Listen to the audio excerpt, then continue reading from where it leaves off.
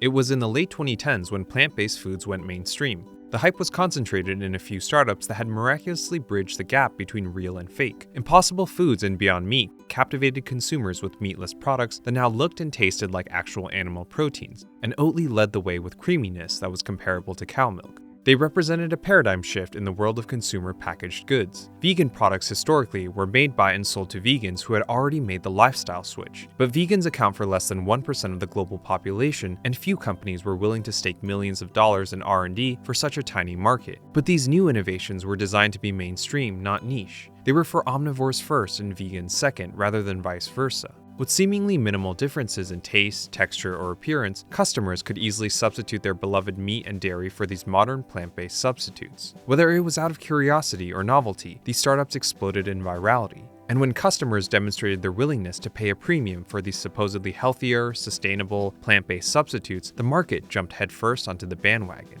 Restaurants and chains joined the hype, aggressively rolling out plant-based menu items and dairy-free drinks. Retailers couldn't stock their shelves fast enough as Oatly, Beyond Meat, and Impossible Foods all ran into shortages. CPG giants like Unilever and Coca-Cola fast followed with plant-based snacks and drinks of their own, eager not to miss out on this next gold rush. It didn't seem crazy to imagine a world where these vegan startups would one day become as big as the massive billion-dollar meat and dairy giants like Tyson, Nestle, and Danone. Disruption seemed certain, one burger patty and one glass of milk at a time. Beyond Meat and Oatly quickly IPO'd to channel the hype into billions of dollars. To its fans, Oatly was the poster child of sustainability and ethical consumption. On paper, it was also a stronger business, given that milk is an easier, stickier, and more accessible product compared to ground meat. Oatly tasted good, was good for the body, good for the environment, and now would be good for shareholders. Yet this plant-based revolution lasted just 5 years. The once high-flying Beyond Meat and Oatly have crashed and are just penny stocks these days. Both brands have shown zero signs of turning things around. They lose millions of dollars every year as their products seem to have lost their luster with retailers and consumers alike.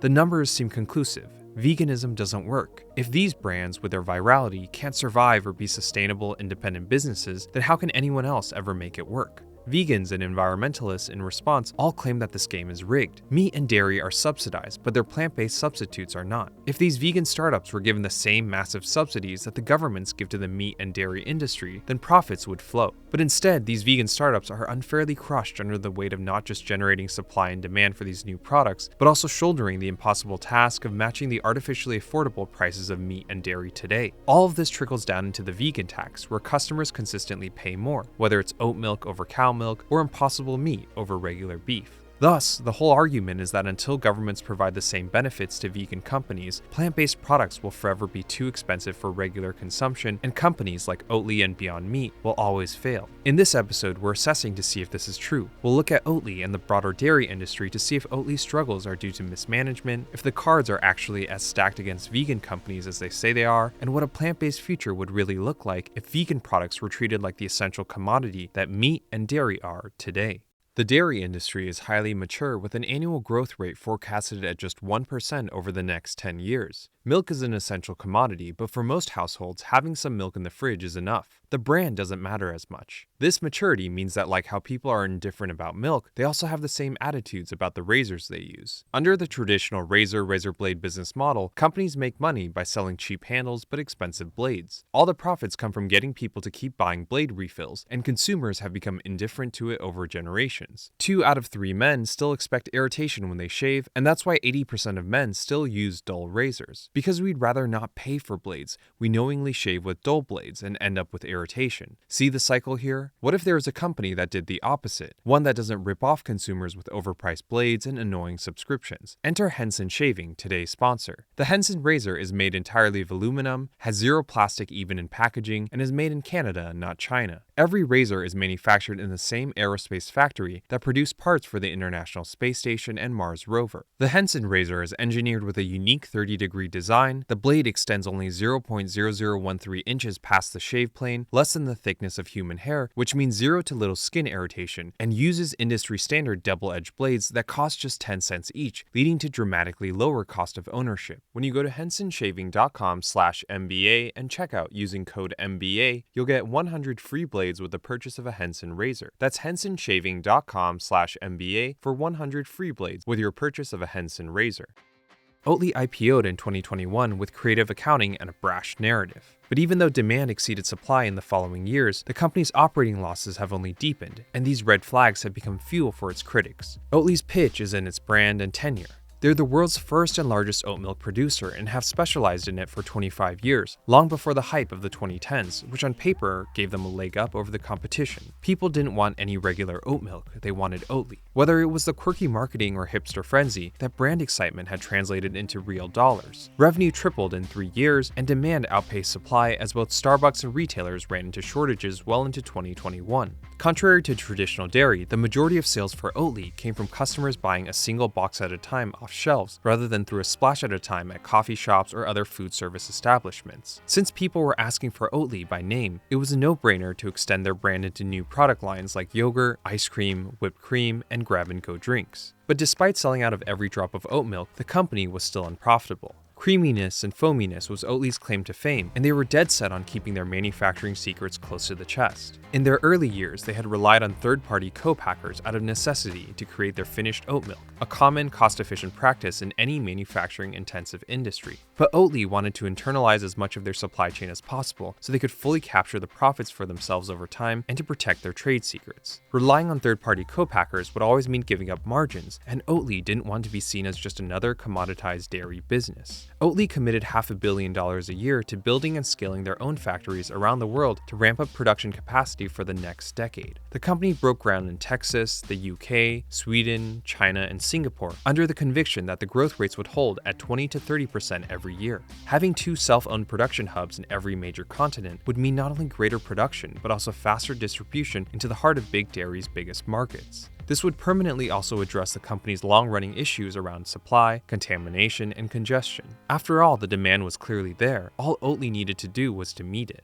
But whether it comes from cows or oats, there are economic realities to milk as a business that not even marketing can fix. Milk, whether it comes from soy, oats, or cow, is highly perishable and it requires refrigeration. With short expiration dates and refrigeration requirements, what's produced must be sold quickly, whereas other beverages like alcohol, soda, energy drinks, and flavored fizzy water are shelf-stable and non-essentials with significantly longer shelf life. When we segment the beverage industry into 2 separate rosters of milk versus non-milk, we can see these differences in fundamentals. Dairy companies on average suffer from dramatically lower gross and operating margins than non-dairy companies, and this is factoring in all the dairy companies around the world, from the US and New Zealand all the way to Saudi Arabia and China. Oatly makes its oat milk from oats, vegetable oil, water, and enzymes, but despite dealing in significantly simpler raw materials and not having to raise cows, Oatly's gross margins were surprisingly lower than even the dairy companies that it was looking to disrupt. In an attempt to disguise itself like a radically different business, Oatly cooked its books. Cost of sales by convention should factor in every dollar that it took to not only produce the product, but to deliver that item to its final place where it's actually sold to a customer. In the beverage industry, the cost of distribution is factored into cost of sales. Oatly broke from this well-established convention by excluding the cost of distribution, which in turn naturally inflated their gross margins. Despite this artificial inflation, Oatly's gross margins are still lower than that of traditional dairy companies, and when we manually add back in the cost of distribution ourselves, the real gross margins are depressing. It wasn't just the attempt to run 2 major hubs on every continent that was killing their margins, but also the high marketing and sales spend. Oatly had first mover advantage through the 2010s, but as the plant-based hype progressed into the 2020s, competition increased. PepsiCo, Coca-Cola, and Nestle all released oat milks of their own, eager to capture some share in this fast-growing market. When Oatly was the only game in town, they had to market to generate interest in oat milk as a product. But now consumers no longer need to be educated on why drink oat milk, but instead why drink Oatly specifically, as they remain the most expensive brand on the market. They had to continue their aggressive marketing to maintain appeal and to justify pricing as the premium choice in a now fully commoditized category, and this would theoretically also help keep sales up as they waited for their new factories to get online. As a result, Oatly's spend on sales and marketing leads the industry and outpaces the spend of traditional dairy and even the alcohol and soda giants. By 2023, oat milk was everywhere, and Oatly's overexpansion proved to be disastrous. It wasn't that Oatly was a fad or that people suddenly stopped drinking oat milk overnight. Whether it was the novelty wearing off or consumers adjusting to inflation, Oatly as a premium concept had hit its ceiling as growth slowed to just low single digits in 2 years. With weakening demand, Oatly no longer needed so many factories or needed so many product lines, and the ambition to have 2 production hubs in every region was overkill. The cost of these new facilities, both in their initial construction and the day-to-day operations, was killing margins, and trying to scale everything themselves was not worth it when the demand had already peaked. Crushed by the declining popularity and the overhead of the factories that it couldn't run efficiently, losses have only deepened. They've since given up their dreams of vertical integration, sold off the factories, brought back the third-party co-packers, and cut back on the new products to restore margins. But since the massive growth and untapped potential that Oatly had preached to fuel its IPO is nowhere to be found, the company has naturally cratered to penny stock territory. With its equity value now worth so little, they don't have the means to fundraise another war chest unless it's through debt. Hence, their only option now is to batten down the hatches and to cut costs, while hoping that demand will persist in the coming years. Oatly's greatest failure was stubbornly believing that oat milk was some new product that would have radically stronger business fundamentals than cow milk, the very product it was trying to replace. If consumers don't see Oatly at their store, they can just buy a different brand because having some oat milk is better than none at all. The competition may be inferior, but is ultimately not substantially worse. Oat milk in effect has become just as saturated as regular milk, and Oatly's struggles come from trying to survive as a standalone branded premium for what is an essential commodity. To replace cow milk, Oatly must tether itself to a price range that's familiar to consumers. But because the dairy industry in every country relies on government subsidies to survive, Oatly can only really be a premium, not a floor. They can't price match the cow milk they're trying to replace, and they also can't get any lower because they don't have the same economic safety net.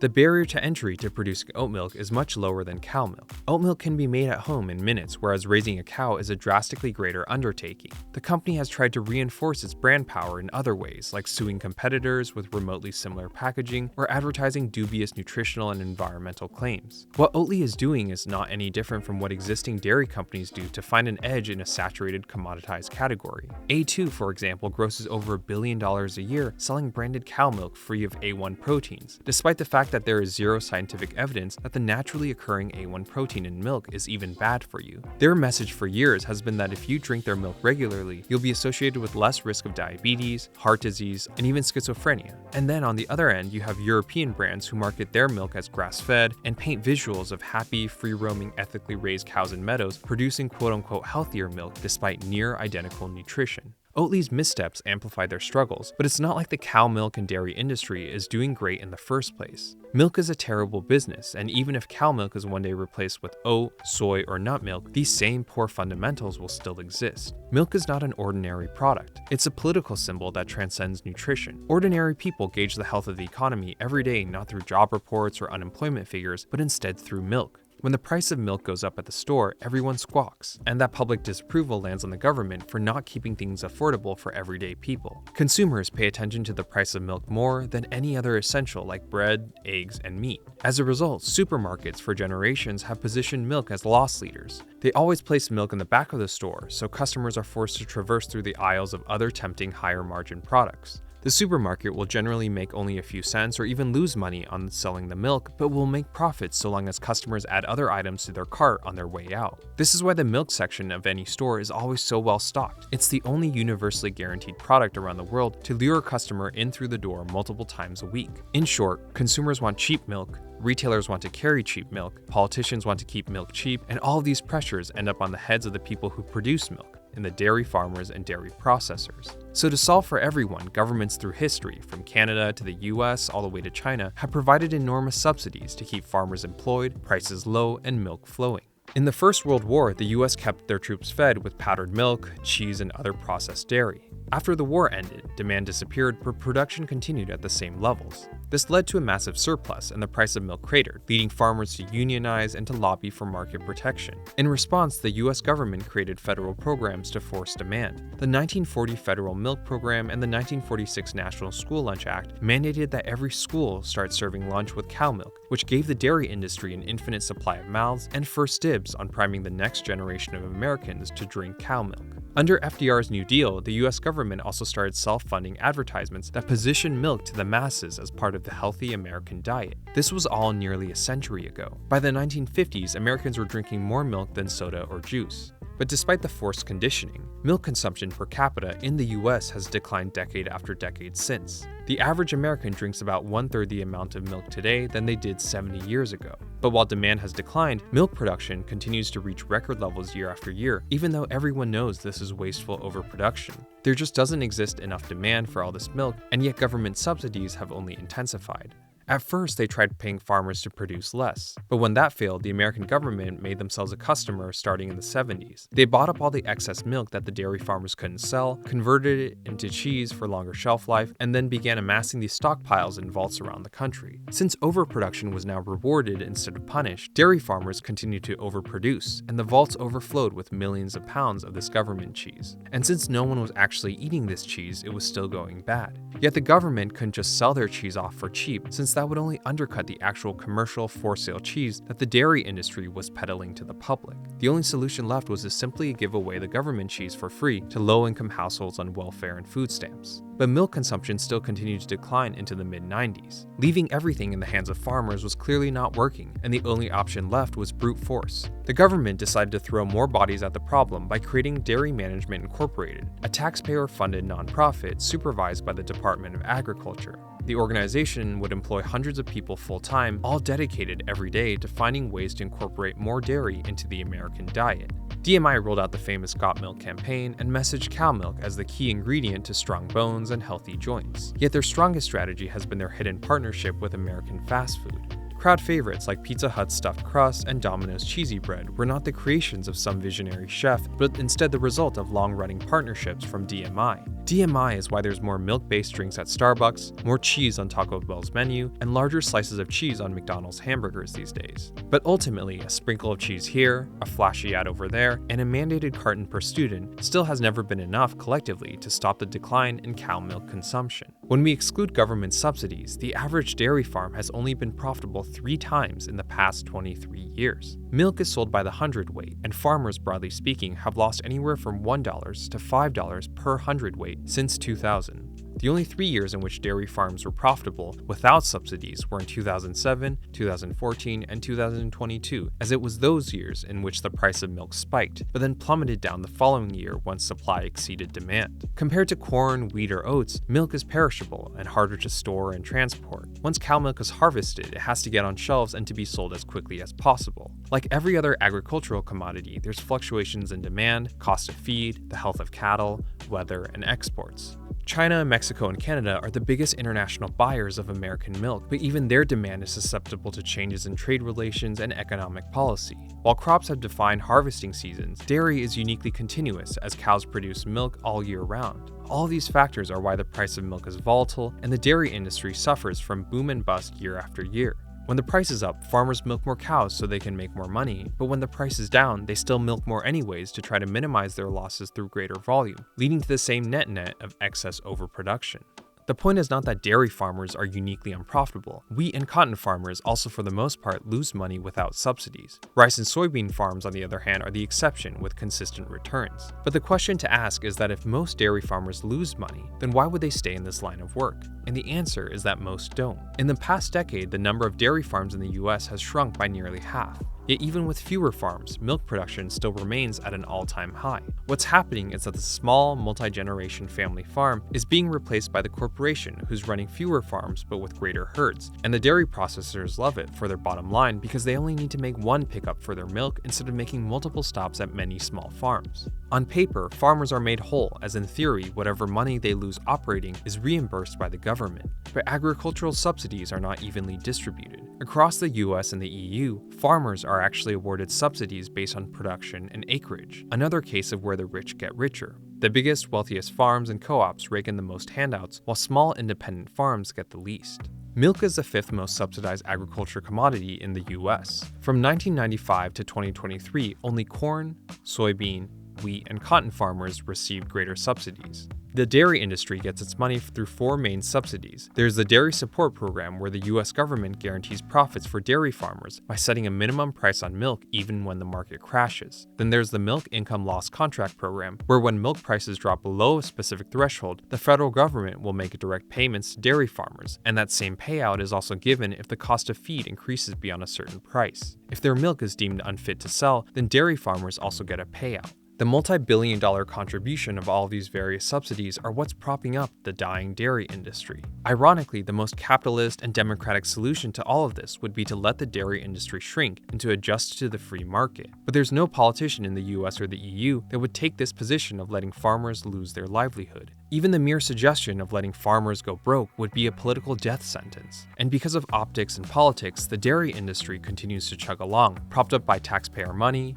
for-sale politicians, and the cultural significance of cow milk as a product. But how does the fate of dairy farmers relate to Oatly? Vegans have argued that if Oatly was getting half of the same government support that the dairy farmers get, the company would be in a much better spot. There's truth in this. If the US government mandated oat milk or plant-based milk instead of cow milk for school lunches, that would be a guaranteed customer base and a huge volume that Oatly wouldn't even need to lift a finger for.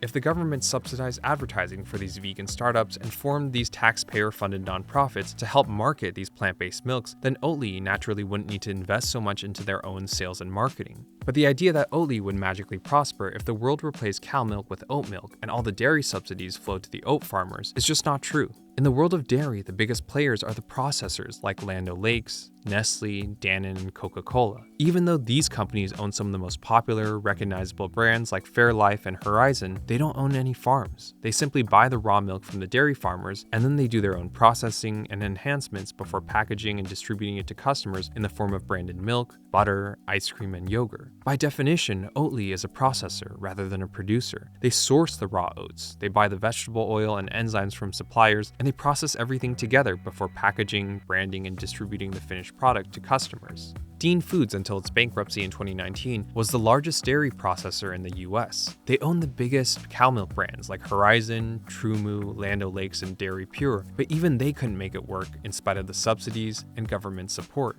The business idea behind Dean Foods was simple. Given the consolidation in dairy farms, it wasn't crazy to imagine that same kind of consolidation with dairy processors. If a single company could scale to be the largest processor in the nation, they could unlock economies of scale and cost advantages that no competitor could ever match. They in theory had the supply chain to produce the cheapest milk possible, but also the brand power to generate greater profits from their premium portfolio. This plan worked through the 2000s as Dean Foods boasted industry-leading margins year after year. But after the Great Recession, the value of milk changed. With the economic downturn, retailers were desperate to restore foot traffic, and they found their silver bullet in private label milk and dairy. Milk is the only product that's guaranteed to get customers in the door multiple times a week, and if you have the cheapest milk, you're going to get people in and spending. The issue wasn't the existence of cheap private label milk brands, but rather the desperation that retailers now had to strengthen their business. They were suddenly willing to aggressively lose money on their own milk and dairy products just to get customers in the door. And so the price gap between branded milk like TruMoo and Horizon versus private label milk became greater. The floor got lower year after year, and branded milk by association appeared far more expensive, even though their prices never changed.